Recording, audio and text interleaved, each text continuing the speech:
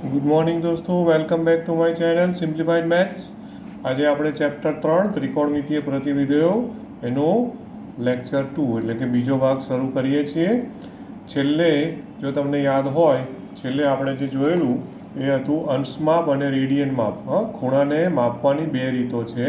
એ બે રીતોમાં એક અંશ માપ જે તમારા માટે જાણીતું છે અને બીજું છે રેડિયન માપ. ઓકે, રેડિયન માપમાં શું હતું કે એક એકમ ત્રિજ્યાનું વર્તુળ દોર્યું અને એટલી જ લંબાઈનો વૃત્તીય લંબાઈનો ચાપ વર્તુળ ઉપર માર્યો અને એ જે ચાપ બિંદુ મળ્યું અને એને પછી ખૂણો બનાવી દો આ રીતે AOB. તો એ જે ખૂણો બન્યો એ ખૂણાને આપણે 1 રેડિયન એવું આપણે છેલ્લા લેક્ચરમાં વ્યાખ્યાયિત કરેલું છે. બરાબર, હવે ત્યાંથી હું આગળ જઉં છું. એકચ્યુઅલમાં અહીંયા જે વર્તુળ દોરેલું છે ને, આ એકમ વર્તુળ, એકચ્યુઅલમાં આને એકમ વર્તુળ એવું નામ આપી શકાય. પણ એકમ વર્તુળ નામ આપવું હોય ને તો O એટલે ઉગમ બિંદુ હોવું કમ્પલસરી છે. ઓકે, તો આપણી સ્ટેટ બોર્ડની તમે બુક જોશો ને, તો એમાં આ ચેપ્ટરની શરૂઆત થશે ને એટલે સૌથી પહેલું એકમ વર્તુળ આપે છે. આપેલું છે, પણ હવે NCERTની બુકમાં એ પ્રમાણે નથી એટલા માટે મેં પહેલું લીધું નથી. પણ છતાં ભલે ટેક્સ્ટ બુકમાં નથી છતાં હું તમને પહેલાં એકમ વર્તુળ, ઓકે, એની વ્યાખ્યા અને એની સમજૂતી થોડીક આપું છું અને પછી હું આપણા ટૉપિક પર જઉં છું. ટેક્સ્ટ બુકનો જે ટૉપિક છે તો એકમ વર્તુળ એને એકમને ઇંગ્લિશમાં યુનિટ પણ કહી શકો અને વર્તુળ એટલે સર્કલ. ઓકે, એટલે યુનિટ સર્કલ એવું નામ આપણે ઇંગ્લિશમાં આપીએ છીએ એને. એકમ વર્તુળ એટલે એવું વર્તુળ છે, ઓકે, કે જેનું કેન્દ્ર, સાંભળજો અને ધ્યાનથી આકૃતિ પણ જોજો, કે એવું વર્તુળ છે, અત્યારે હું વર્તુળ રફ દોરું છું, કે જેનું કેન્દ્ર ઉગમ બિંદુ છે, એટલે આ એક્સ અક્ષ દોર્યો છે મેં, અને આ રીતે વાય અક્ષ, આ એક્સ અક્ષ, આ વાય અક્ષ, એટલે કે વર્તુળનું જે કેન્દ્ર છે એ શું બનાવ્યું છે મેં દોસ્તો? ઉગમ બિંદુ. ઓકે, આ વાય અક્ષ છે. ઓકે, અને એકમ વર્તુળ શબ્દનો મતલબ શું છે? એકમ વર્તુળ એટલે તો કે જેનું કેન્દ્ર ઉગમ બિંદુ હોય અને જેની ત્રિજ્યા 1 એકમ હોય. ત્રિજ્યા કેટલી હોય દોસ્તો? 1 એકમ. એટલે એની વ્યાખ્યા મારે લખવી હોય તો વ્યાખ્યા આવી થાય છે કે ઉગમ બિંદુ કેન્દ્રવાળા, ઓકે, અને એક એકમ, ફરી પાછું એકમ એટલે કંઈ પણ હોઈ શકે. સેન્ટીમીટર, મિલીમીટર, ઇંચ, મીટર, કોઈ પણ. તો 1 એકમ ત્રિજ્યા વાળા વર્તુળ ને એકમ વર્તુળ કહેવાય છે. એને શું કહેવાય છે? એકમ વર્તુળ કહે છે.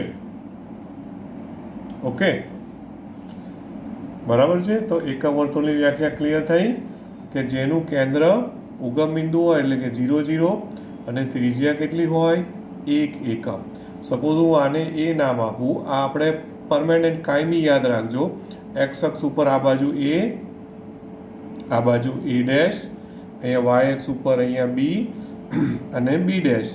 આ હંમેશા આ જ રીતે તમારે નામ આપવાના. હું ભવિષ્યમાં પણ જ્યારે કંઈ પણ ભણાવીશ ને ત્રિકોણમિતિને લગતું કે એકમ વર્તુળને લગતું, તો જ્યારે હું A ડેશ એવું બોલું તો તમને ખબર પડી જોઈએ છે કે ભાઈ સર એક્સ અક્ષ ઉપરના બિંદુઓની વાત કરી રહ્યા છે, અને B ડેશ બોલીએ તો એ વાય અક્ષ ઉપરના બિંદુ છે. હવે વર્તુળ છે એની ત્રિજ્યા 1 એકમ છે, એટલો મતલબ કે બધું એક માપ હોય ને, બધું એક જ હોય. રાઈટ, આ તો સ્પષ્ટ જ છે. ઓકે, બધું એક હોય તો એના યામ, બિંદુ A છે ને, એ બિંદુ એના યામ મારે લખવા હોય, આપણે આલેખની ભાષામાં કહું છું, તો એના યામ શું લખાય દોસ્તો? 1 0 લખાય ને. બી છે આ એક્સ અક્ષ ઉપર એટલે વાય યામ 0, બી એ વાય એક્સ ઉપર છે, તો વાય એક્સ ઉપર શું હોય? એક્સ યામ 0 હોય, તો બીના યામ શું લખશો? 0 1. એ ડેશ તો ઉગમ બિંદુથી ડાબી બાજુ આવ્યું એટલે -1 0, અને બી ડેશ તો શું લખશો? 0 -1. આ છે ને કાયમી યાદ રાખજો દોસ્તો, પરમેનન્ટ. ખાલી 11મું 12મું ધોરણ નહીં, જ્યાં સુધી તમે ભણો, સાયન્સ સ્ટ્રીમમાં, એન્જિનિયરિંગમાં જાઓ, ઓકે, કોઈ પણ ફિલ્ડમાં જાઓ, ભવિષ્યમાં કોલેજમાં બીએસસી કંઈ પણ કરો, માસ્ટર ડિગ્રી ભણશો ત્યાં સુધી એકમ વર્તુળ, આ બિંદુઓ, આ યામ તમારે યાદ રાખવાના છે. ઓકે, હા. પછી બીજું, એકમ વર્તુળની સાથે છે ને એકચ્યુઅલમાં આપણે જે રેડિયન માપ જોયું ને, તો રેડિયન માપને હું હવે વાસ્તવિક સંખ્યા સાથે સાંકળું છું આ એકમ વર્તુળની મદદથી.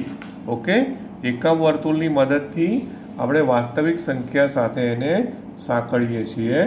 હવે કેવી રીતે ધ્યાન આપજો? ઓકે, હવે ધ્યાન આપજો બરાબર. આ બિંદુ છે ને એ બિંદુ એ ને પ્રારંભ બિંદુ કહેવાય. બિંદુ એ ને પ્રારંભિક બિંદુ ગણો. બિંદુ એ એને પ્રારંભ મતલબ કે અહીંથી હું સ્ટાર્ટ કરીશ. વર્તુળ ઉપર આપણે આમ જવું છે વિષમ ઘડી, એટલે કે ધન દિશામાં અથવા તો ઋણ દિશામાં, તો એને હું આ આપણું સ્ટાર્ટિંગ પોઈન્ટ છે. બિંદુ એ ને પ્રારંભ બિંદુ ગણો. ઓકે, હવે એને પ્રારંભ બિંદુ લઉં તો તથા એને સંગત જે વાસ્તવિક સંખ્યા મારે જોડવી છે ને, એ વાસ્તવિક સંખ્યા હું 0 લઉં છું. ઓકે, એને સંગત વાસ્તવિક સંખ્યા 0 લઉં. ઓકે, એનો મતલબ કે અહીંયા શું છે? 0 છે. ખ્યાલ આવે છે? અચ્છા, હવે મોસ્ટ ઇમ્પોર્ટન્ટ વસ્તુ ધ્યાન આપવાની છે દોસ્તો. ઓકે, કે એકચ્યુઅલમાં તમે ટેક્સ્ટબુકમાં જોશો ને તો એણે બહુ સરસ રીતે એક વસ્તુ સમજાવી છે કે એમણે કેવી રીતે રેડિયન માપને વાસ્તવિક સંખ્યા સાથે કેવી રીતે સાંકળ્યું છે. એમણે શું કર્યું છે કે આ બિંદુ આગળ એક વર્તુળને એક સ્પર્શક દોર્યો છે. આમ ધ્યાન આપજો બરાબર, આ રીતે એક સ્પર્શક દોર્યું છે. ઓકે, હવે આ સ્પર્શક છે એને સમજી લો કે આ એક સંખ્યા રેખા છે. તમે ફૂલસ્કેપ છે એને આમ હતો ફૂલસ્કેપ, એ ફૂલસ્કેપ આમની બદલે મેં અત્યારે આડું કરી દીધું છે, રાઈટ. હવે માની લો કે આ સંખ્યા રેખા છે અને સંખ્યા રેખામાં આ બિંદુને આપણે શું ગણ્યું છે? 0. તો 0ની જમણી બાજુ શું હોય? ધન કિંમતો હોય કે નહીં? એટલે માની લો કે આ છે 1, પછી આ 2, 3, 4, થાય ને, એન્ડ સો ઓન, આ રીતે લખાય. 0ની આ બાજુ તો અહીંયા કઈ કિંમત આવે? -1 આવે, પછી આ -2, -3, એન્ડ સો ઓન. આવે કે નહીં દોસ્તો? ક્લિયર થાય છે આટલું? હા. હવે મોસ્ટ ઇમ્પોર્ટન્ટ વસ્તુ ધ્યાન આપજો કે આપણે હમણાં પેલું રેડિયન માપનું જોયું, તો રેડિયન માપમાં શું કીધેલું કે ભાઈ 1 એકમ ત્રિજ્યા હોય તો 1 એકમ ત્રિજ્યા જેટલી જ લંબાઈની ચાપ, પણ કઈ ચાપ? વૃત્તીય લંબાઈવાળા ચાપ, એટલે અહીંથી વર્તુળાકાર આમ ચાપ મારી આપણે એટલી જ લંબાઈનું. તો અહીંયા એક ખૂણો બન્યો, એને 1 રેડિયન માપ આપણે નામ આપ્યું, 1 રેડિયન, બરાબર ને. હવે એકચ્યુઅલમાં એ લોકોએ કઈ રીતે સમજાવ્યું છે કે આ જે છે ને રેખા છે, સંખ્યા રેખા, હવે એને તમે એમ માનો કે આ એક દોરી છે. સાંભળજો બરાબર હો, તમે એવું માનો કે આ એક દોરી છે, અને એ દોરીને આ વર્તુળ ઉપર આમ બાંધી દો. અહીંથી આમ બાંધી દો, આમ. તો જો તમે જો એને ઉપરથી આ બાજુથી બાંધશો તો આમ કઈ રીતની કિંમતો આવશે? 1, 2, 3, 4 આ બધી કિંમતો આમ આવશે. અને અહીંથી આ બાજુથી બાંધશો તો -1, -2, -3. જો ઓટોમેટિક તમને દિશાઓનું ખ્યાલ આવે છે. આ બાજુ જો આમ 1, 2, 3, 4, કારણ કે આ દોરી છે ને, અત્યારે દોરી આમ છે, સાંભળજો અને ધ્યાનથી જોજો. હવે એ દોરીને તમે શું કરો છો? આ વર્તુળ ઉપર બાંધી દો છો આમ. હા, એની ઉપર આ રીતે બાંધી દો. તો આ બધા 1 2 3 4 આંકડાઓ છે, એ બધા આંકડાઓ ક્યાં આવી જશે? આના ઉપર આવે કે નહીં? આમ એકમ વર્તુળ પર. તો એ ધન દિશા થઈ ગઈ. કેમ ધન દિશા થઈ ગઈ? કારણ કે બધી ધન કિંમતો આવી કે નહીં? ખ્યાલ આવે છે? તો હવે આપણે પેલું રેડિયન માપ હતું, એ રેડિયન માપ જે બી લંબાઈ હશે, આ કંઈક ને કંઈક લંબાઈ તો હશે જ. તો એ લંબાઈને સંગત અહીંયા કોઈક ને કોઈક વાસ્તવિક સંખ્યા તો આવવાની જ છે ને. આને ધારો કે દોરી માની લો અને એને તમે આના ઉપર બાંધી દો, તો 1 રેડિયન છે, તો 1 રેડિયનને સંગત અહીંયા કોઈક ને કોઈક વાસ્તવિક સંખ્યા જોડાઈ જ જવાની છે, કમ્પલસરી. ખ્યાલ આવે છે કે નહીં?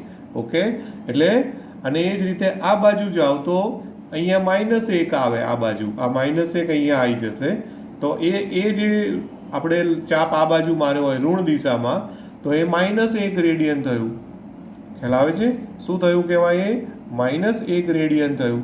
તો ઋણ દિશામાં આપણે 1 રેડિયન એટલે ઋણ દિશામાં 1 રેડિયન એટલે એને -1 રેડિયન બોલાય. તો એ પણ ટૂંકમાં કંઈક ને કંઈક વાસ્તવિક સંખ્યા સાથે જ ઓટોમેટિક જોડાયું ને, કનેક્ટ થયું ને, એને સંગત કોઈ વાસ્તવિક સંખ્યા મળી ને. બરોબર છે? એટલે આના ઉપરથી એવું ડિસાઇડ થાય છે દોસ્તો કે વાસ્તવિક સંખ્યાઓ અને રેડિયન માપ એ બંને એકના એક જ છે. જે રેડિયન માપ છે એ જ વાસ્તવિક સંખ્યાઓ છે. શું ધ્યાન આપશો? નોંધજો ખાસ કે વાસ્તવિક સંખ્યાઓ અને રેડિયન માપ, વાસ્તવિક સંખ્યાઓ અને રેડિયન માપ,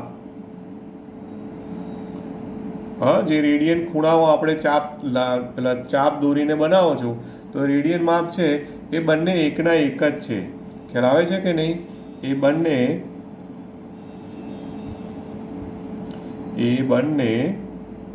હા એકના એક જ માપ છે, આવું કહી શકો.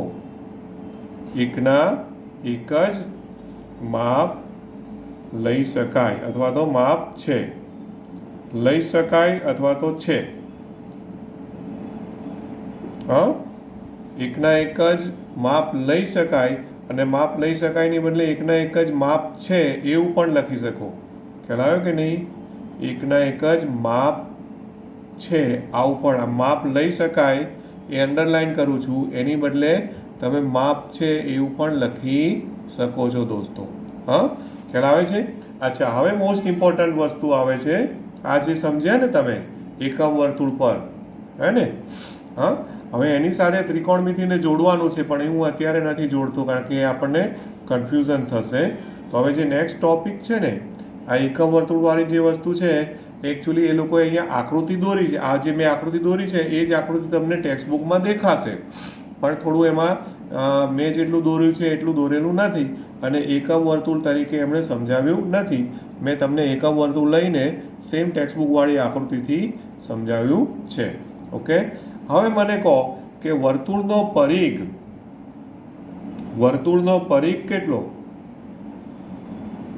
વર્તુળ હોય તો વર્તુળનો પરિઘ, હવે ખાસ હવે હું ધીમે ધીમે ટેક્સ્ટબુકના ટોપિક પર જઈ રહ્યો છું અને એ છે અંશમાપ અને રેડિયન માપ વચ્ચેનો સંબંધ.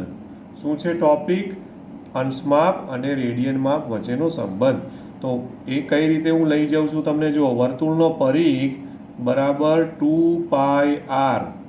યાદ છે ને દોસ્તો? ભૂમિતિમાં ભણ્યા છો?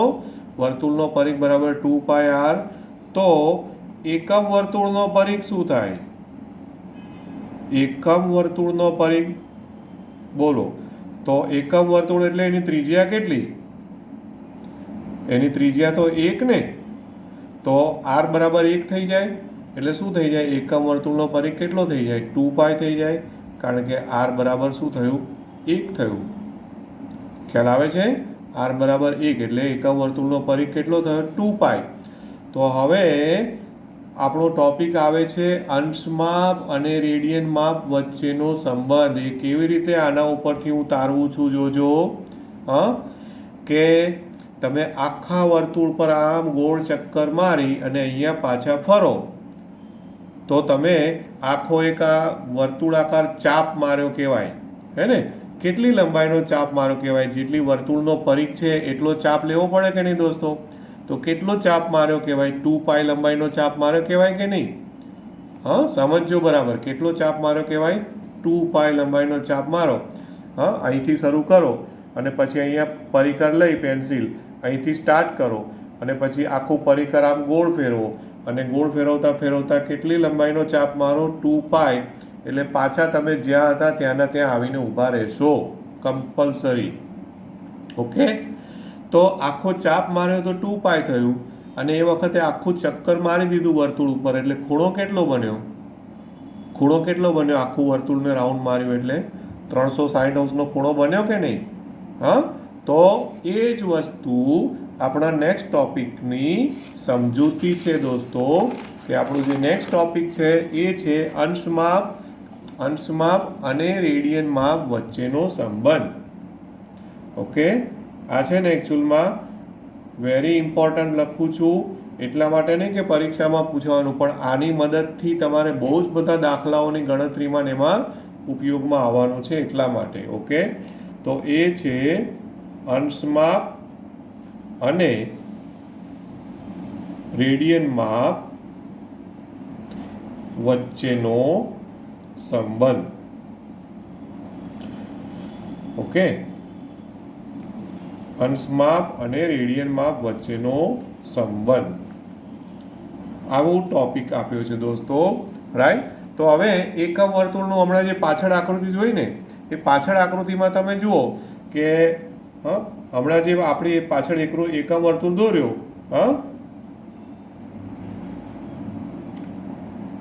પાછળ દોરેલા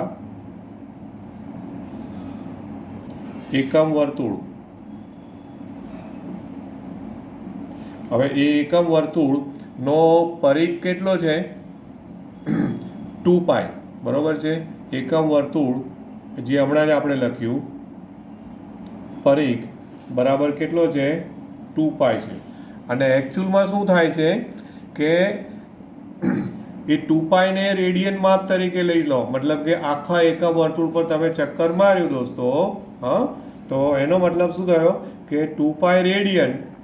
હવે ધ્યાન આપજો, પાછળ આ આકૃતિને ધ્યાન આપજો. ફરી એકવાર કહી દઉં તમને, જો કોઈને કંઈ ગડબડ થઈ હોય સમજવામાં, તો કે આખું એક આમ રાઉન્ડ મારો એટલે તમે આખો વર્તુળનો પરિઘ ચક્કર માર્યું કહેવાય.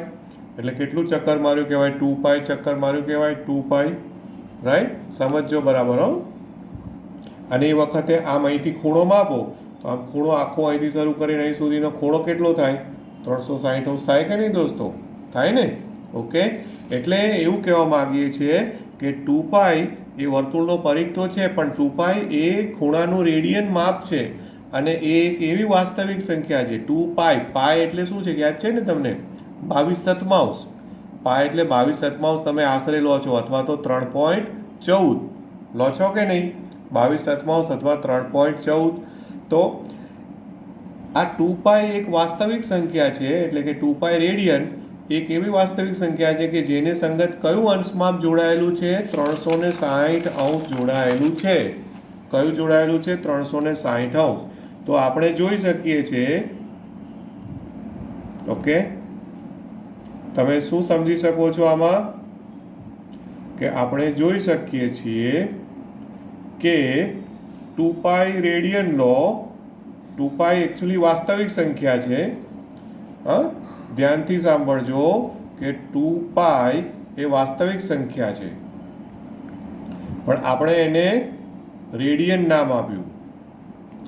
2π એ વાસ્તવિક સંખ્યા છે અને 2π રેડિયન બરાબર 360 અંશ આ થાય. ઓકે, તો આ વસ્તુ જે લખી છે ને એ મોસ્ટ ઇમ્પોર્ટન્ટ યાદ રાખજો દોસ્તો કે 2π રેડિયન બરાબર 360 અંશ. ઓકે, અને એનો મતલબ જ્યાં પાય બરાબર શું પાછું તમારે લેવાનું? પાય બરાબર 22 સતમાઉસ અને અથવા તો 3.14 આશરે. 3.14 એક્ઝેક્ટ નથી, યાદ છે ને? અસમય સંખ્યા છે. અસમય સંખ્યા છે એટલે 3.14 છે એ એક્ઝેક્ટ એનું મૂલ્ય નથી, પણ એનું આશરે મૂલ્ય છે. એપ્રોક્સિમેટ કહેવાય, બરોબર છે. એટલે પાઈનું મૂલ્ય 22/7 જ છે દોસ્તો. ધ્યાન આપજો ખાસ. એટલે હવે આના ઉપરથી જો આ 2π રેડિયન બરાબર 360, તો એનો મતલબ કે પાઈ લઉં તો શું થાય બોલો? પાઈ રેડિયન એટલે આનું અડધું થયું તો કેટલું થાય? 180 થાય. ધ્યાનથી જોજો. હજી એનું બી અડધું કરું π/2 તો શું થઈ જાય? 90 થઈ જાય. થાય કે નહીં? હજી એનું બી અડધું કરું π/4 તો શું થઈ જાય? 45 થાય કે નહીં? તો જો હવે હું શું કરી રહ્યો છું, આપણું ટાઇટલ શું છે? અંશ માપ અને રેડિયન માપ વચ્ચેનો સંબંધ. તો જો 180 અંશ તો એ રેડિયન કેટલા કહેવાય? પાઈ. 90 અંશ તો રેડિયન π/2. 45 અંશ તો π/4. સમજણ પડે છે? પછી π/3 તો કેટલા થાય બોલો? 180 ને 3 વડે ભાગો તો 60 અંશ થાય કે નહીં? પછી π/6 રેડિયન કરો તો π/6 રેડિયન એટલે 180 ને કેટલા વડે ભાગો? 6 વડે ભાગો તો 6 તેરી 18 એટલે કેટલા થાય? 30 અંશ. વગેરે. આ તો મેં ખાલી ઉદાહરણો આપ્યા છે. આમાં મેં એવા માપ લીધા જે તમે જાણો છો, 180, 90, 45 આ રીતે. ઓકે, સમજણ પડે છે દોસ્તો? હવે મોસ્ટ ઇમ્પોર્ટન્ટ વસ્તુ મારે તમને એ કહેવાની છે કે પાઈ રેડિયન બરાબર 180, તો ફરી પાછા અહીંયા જુઓ, એકમ વર્તુળ પર આવી જાઓ. અને ફરી પાછું તમે પેન્સિલ લો, પરિકર લો અને અહીંયા પરિકર મૂકી, આ આપણું પ્રારંભ બિંદુ છે, ઓલરેડી લખ્યું છે, એને પ્રારંભ બિંદુ તરીકે લેવાનું. અહીંયા પ્રારંભ બિંદુ લો અને તમે અહીંથી સ્ટાર્ટ કરીને આ વર્તુળ ઉપર વૃત્તીય લંબાઈનો ચાપ, કેટલો ચાપ મારો તો 180 નો ખૂણો બને દોસ્તો? કેટલો ચાપ મારવાનો? પાઈ. કેટલી લંબાઈનો ચાપ મારવાનો? પાઈ. પાઈ એટલે આશરે ગણો તો 3.14. તો તમે ત્રિજ્યા 1 એકમ લીધી છે, જે પણ લીધું હોય, રાઈટ? સપોઝ કે ભાઈ તમારી ત્રિજ્યા છે 1 એકમ બરાબર, સપોઝ ફોર એક્ઝામ્પલ ધારો કે તમે 3 સેન્ટીમીટર બરાબર 1 એકમ એવું માપ લીધું છે. સાંભળજો. તો 3 સેન્ટીમીટર બરાબર 1 એકમ છે, તો એને 3 સેન્ટીમીટરને 1 ગણવાનું. તો હવે 3.14 એટલે પાઈ રેડિયનનું ચાપ મારો એટલે કેટલું મારે ચાપ મારો પડે? 3 સેન્ટીમીટર ગુણ્યા 3 સેન્ટીમીટર વત્તા 3 એટલે 3 3 3 9 અને પછી 0.14 એટલે એ પણ જે કંઈક થોડું માપ તમે કેલ્ક્યુલેટરથી જોઈ શકશો. તો જે પણ તમે સ્કેલ માપ લીધું હોય એ પ્રમાણે 3.14 લંબાઈનો ચાપ જો મારો ને દોસ્તો, એટલે એથી શરૂ કરો ને એટલે તમારી પેન્સિલ A' ઉપર આવીને જ ઊભી રહે કમ્પલસરી. જો તમે વર્તુળ પરફેક્ટ માપથી લઈને એક સ્કેલ માપ લઈને દોર્યું હશે ને તો 180ના ખૂણા ઉપર પાઈ લંબાઈનો ચાપ આવશે. ઓકે, ધ્યાન રાખજો બરાબર. એટલે પાઈ એક વાસ્તવિક સંખ્યા છે અને એ વાસ્તવિક સંખ્યા એ રેડિયન માપ છે. કે આપણે અહીંયા લખ્યું કે રેડિયન માપ, વાસ્તવિક સંખ્યાઓ અને રેડિયન માપ બંને એકના એક જ માપ છે. તો પાઈ રેડિયન એક એવી વાસ્તવિક સંખ્યા છે પાઈ કે જેને સંગત 180 અંશનો ખૂણો સંકળાયેલો છે દોસ્તો. આમથી આટલેથી અહીંથી શરૂ કરો ને આટલું 180 અંશ થયું અને 180 અંશે પાઈ રેડિયન આવે. ખબર પડે છે આટલી? ઓકે, તો આવી રીતે આપણે શું સંબંધ બનાવ્યો? અંશ માપ અને રેડિયન માપ વચ્ચેનો સંબંધ. ઓકે, હવે તમને કહું, ધ્યાન આપજો. બહુ બધા ઉદાહરણો આપી શકું એમ છું. 3π/2 હવે છે ને રેડિયન, દર વખતે રેડિયન લખવાની જરૂર નથી. સિમ્પલ 3π/2 લખેલું આવશે. તો 3π/2 એટલે કેટલા અંશ થાય બોલો? તો હું છે ને આમાંથી કોઈ બી એક વસ્તુ યાદ રાખી લઉં. π/2 એટલે 90 છે. તો પછી 3π/2 એટલે આ 90 ને કેટલા વડે ગુણ્યા? 3 વડે ગુણ્યા કહેવાય કે નહીં? તો 9 તરી 27 તો કેટલા અંશ થયા? 270. ખ્યાલ આવે છે કે નહીં? તો આ રીતે તમે ઢગલાબંધ ખૂણાઓને અંશ માપમાંથી રેડિયન માપમાંથી અંશ માપમાં રૂપાંતર કરી શકો છો. તો આપણે જે નેક્સ્ટ દાખલાઓ આવશે ને એ દાખલાઓમાં એનો જ ઉપયોગ આવશે અંશમાંથી રેડિયનમાં ફેરવો, રેડિયનમાંથી અંશમાં ફેરવો. બરોબર. હવે એક ઇમ્પોર્ટન્ટ વસ્તુ યાદ રાખવાની છે તમારે દોસ્તો, એ કદાચ MCQમાં કે ગમે ત્યાં પૂછે, એટલા માટે. અને એ આવું છે કે એક રેડિયન લો ને તો એનું અંશમાપ કેટલું થાય છે, તો આશરે આપ્યું છે, એનું અંશમાપ આશરે આપ્યું છે એ છે 57 અંશ અને 16 મિનિટ. આટલું આશરે આપ્યું છે. દોસ્તો, એક્ઝેક્ટ નહીં, પણ શું કહેવાય, લગભગ, આશરે. આશરે કહો અથવા લગભગ. બરોબર છે.